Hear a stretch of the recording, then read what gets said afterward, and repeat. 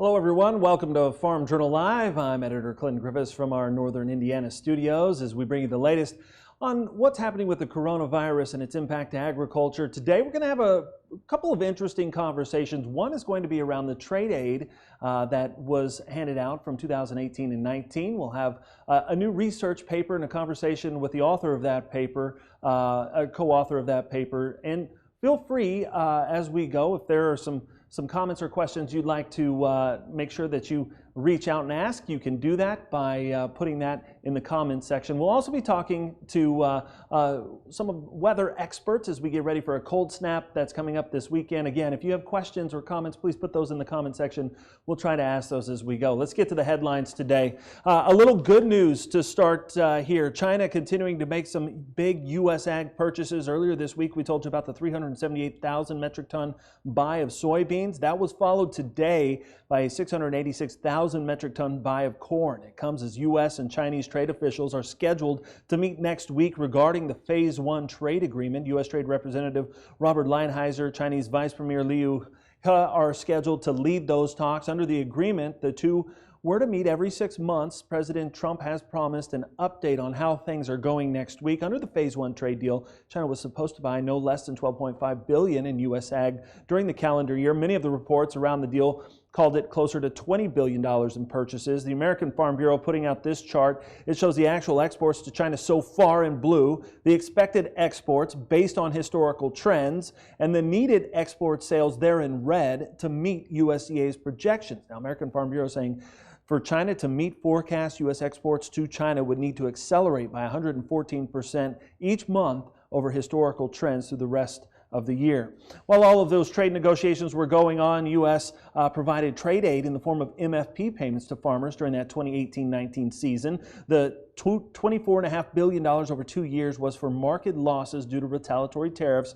But how did those payments square with farmers? Was it enough, too much? To offset those falling markets, and how did the distribution stack up? Here to help us with some of those questions, we have Joseph Jansen, agricultural economist there at Kansas State University. And this is a fascinating look and a really interesting research paper that just came out. Give us a few of the highlights and put that in context for us.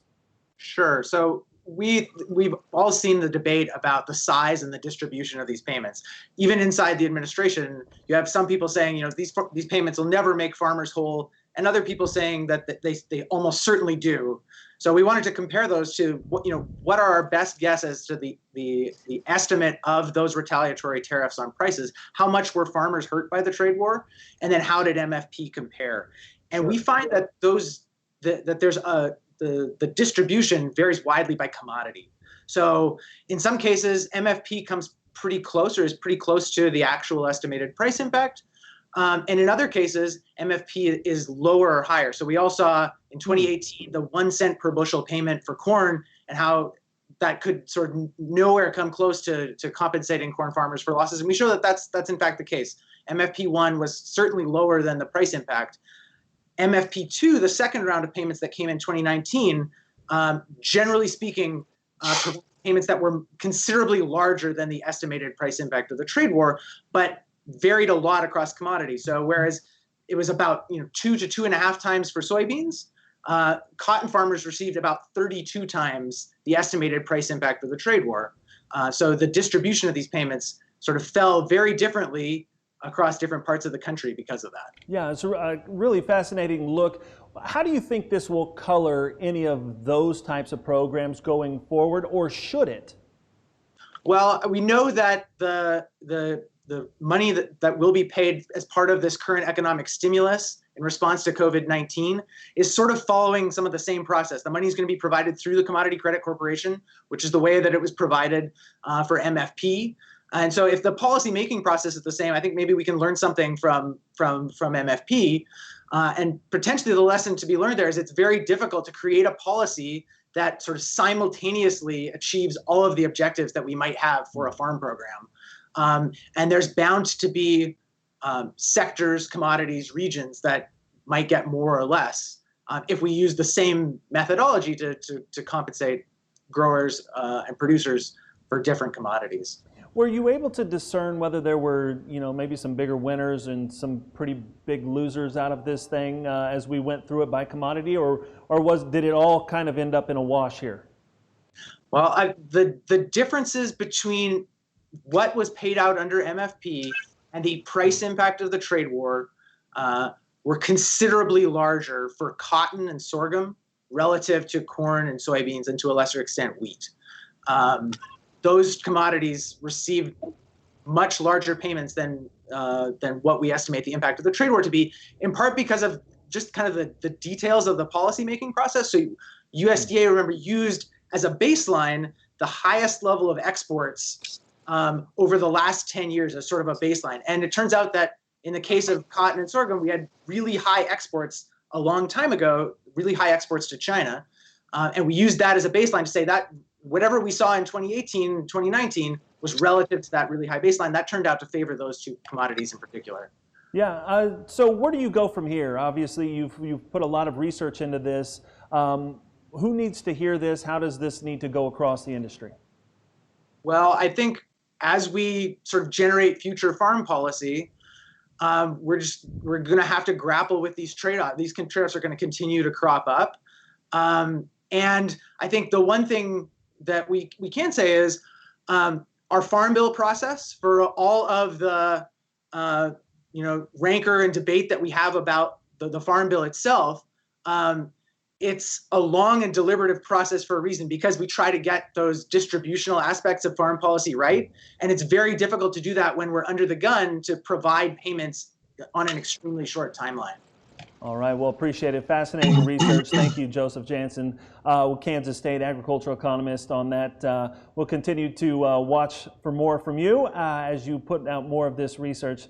Just a fascinating look. Thanks so much. Let's go to some other news that's making headlines right now. There is a strong concern that a cold front could send temperatures plummeting, dipping 10 to 20 degrees below average on Friday and into the weekend. The areas most at risk appear to be mostly the upper Midwest. Farmers running well ahead of schedule, planting the corn crop right now. Some corn already starting to emerge. That means that recently emerged corn crop could be subject to some upper 20-degree temperatures. Michael Clark with BAM-WX here keeping a close eye on that cold front. How concerned do we need to be, and what parts of the country do you think?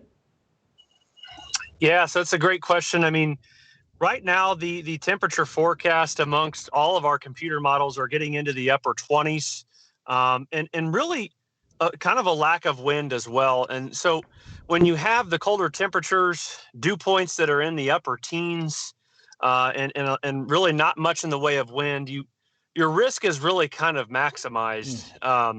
And so I think the areas that are most at risk based on the wind forecast, the cloud cover forecast, is eastern Iowa, central and northern Illinois, southern Wisconsin, and over towards portions of northern Indiana. So definitely the potential there for outlying areas to get probably 26 to 28 degrees Saturday morning. Oh, wow. So, and those are areas that we've seen some pretty good progress this year, especially relative to last year's struggles being so wet. We've seen quite a bit of crop go in the ground. Yeah. It's been a totally different year, and now that we have that progress with this freeze coming, it's definitely suggests getting out there and at least walking the fields and seeing what this cold weather does. So as we look forward through the rest of the month of May here, do you see any big shifts or changes on the horizon? Is we going to have more cold in store, or is this kind of the last gasp here on the Mother's Day weekend for this? I think this is the last extreme occurrence. We've actually we're targeting a pretty big pattern change to evolve here by mid-month, especially late May. Much warmer temperatures on the horizon, but also a more active pattern with more rainfall and possibly more thunderstorms. So it's definitely going to warm up, especially around the 15th of the month and beyond, but it's also going to turn active as well. Hey, as we look a little further out, obviously there's always that concern of turning the spigot off and things getting dry. What is our chance of having more of a dry season in kind of the heart of the Midwest here?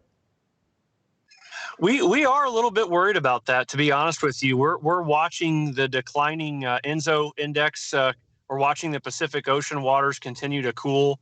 And essentially what that means is that there's a potential that a La Nina develops this growing season. And there are some indications that the very dry Texas and Oklahoma panhandles down there in western Kansas, that could maybe grow and expand a little bit. It's very dry down in the southwestern plains in the southern U.S., so we need to watch that and see where our ridging may take place. There's a tendency to believe that there could be a dome of higher pressure, perhaps maybe over the Great Lakes area or southern Canada. So there's a risk of a hotter and drier summer. To what extent, I don't know yet, but that's what we're watching. It's always hard to figure it out this time of year, isn't it? It seems like it takes a few more weeks before we really start to see patterns evolve, especially here in spring. It's very true. The one thing we have working in our favor that can help with these longer lead outlooks is the developing La Nina. The potential that we do have that is something to watch very closely. All right, appreciate it. Thank you so much, Michael Clark with BAMWX. You can find them on Twitter. They put lots of great information out there. Head over to their website. Thanks for filling us in on what's going on with this weather this weekend. Now, a large portion of Iowa, as we mentioned, already has corn in the ground. The latest crop progress report showing that 78% of the state's corn crop has been planted, nearly 30% higher than the national average. Ag Day National reporter Betsy Gibbon has our story from Oxford Junction, Iowa, about the I-80 planting tour. Ready or not ready? Huddling up, figuring out which field is fit. I think I'll go try it.